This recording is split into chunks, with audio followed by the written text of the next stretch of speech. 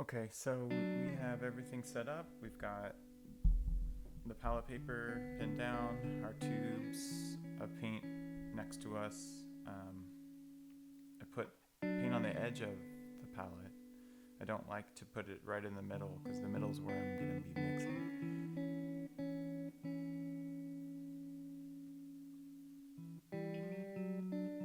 So I'm pretty aggressive with my palette knife. I spread the paint all over the center of the page to be able to see if there's any strands of paint that haven't been fully mixed. Working with the edge, scraping it back together in a pile so you can place it again. When you first squeeze out the paint and you want to start mixing, the white is not going to be as strong as the black. So I would start off by putting just a little bit of the black paint into the white, and the strength of the paint is, one way to describe it is called its tinting strength, meaning how one color is going to affect another, what has a stronger tinting strength. And the ivory black and titanium white both are very, very powerful colors in terms of the way that they affect other colors that they're put into, but ivory black is especially strong. Its ability to knock down the value, there's nothing that compares to its ability. So you're going to put just a little bit of the ivory black into the white to start, because if not, you're going to have a big pile of this dark color that you don't want. And what I did initially, right, the first color I mixed up was finding that middle value, what is between ivory black, okay, and the titanium white. What is value number 5? And I put that on a separate piece of palette paper, and I'm going to use that to judge to see if that actually is number 5, right? So I'm starting to mix up some other values. Then I mixed a darker value number 7, between the middle value and pure black. I put that down on the page, and so I'm going to start to organize a mock value scale before I commit to say, oh, that's right, I did them all right. Right, so now right there is the value number 3 I'm mixing up. And I actually get it wrong, so it's not good enough. So I scrape it out and I mix it with that new value, see? All right, so I'm going to continue mixing my light values. At this point, I know that if I don't get the light values spaced equally in terms of how they step into a lighter and lighter value, if they don't have a nice spacing, then if I don't establish that first and make sure that I actually got my value 5 placed, then I'm not going to be able to make my darks. The darks are where you're going to find most of the issue of them values getting to separate from one another, to be distinct enough. Because most of the time we make really big jumps in the light values, which don't give enough room to make jumps in the darks.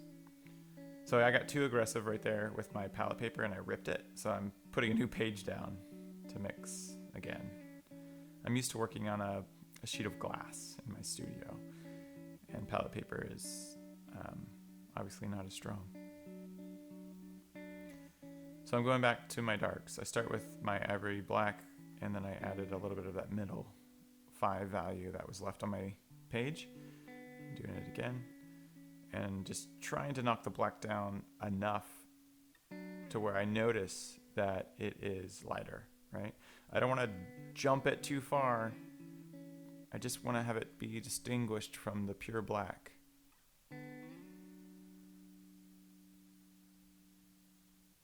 Okay, once I've got all my values established and I checked them and I think, okay, each one is a good step from the next, then that's when I will transfer them to my value sheet because they're right? I don't want to have to do my value step 9 value scale over and over as I'm guessing if I got the right values. I want to lay them all out on a palette paper first, make sure they're right, and then transfer them.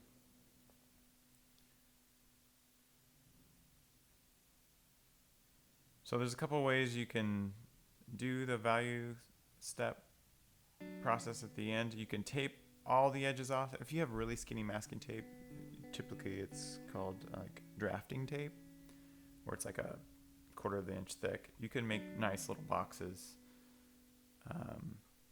and not have to worry about the edges. So I'm not doing the greatest job making these, rectangular shapes. I'm just using my palette knife.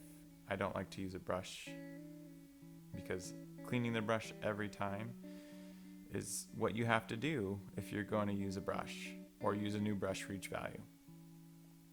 Because if you don't, it will contaminate the next color and the next color and the next color, right?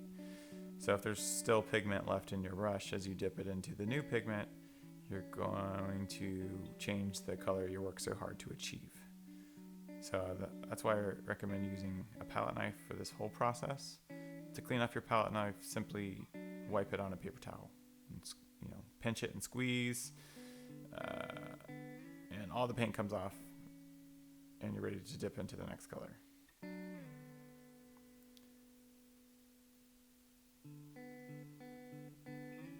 Also, what I like about this process of using the palette knife is you get really in touch with the feeling of the paint. You can see how thick it is, how it gums up if it starts to dry, or how you can spread it if you just put a little bit of tiny water into it, and how it totally transforms. So just part of this process is getting familiar with the nature of the paint that you have.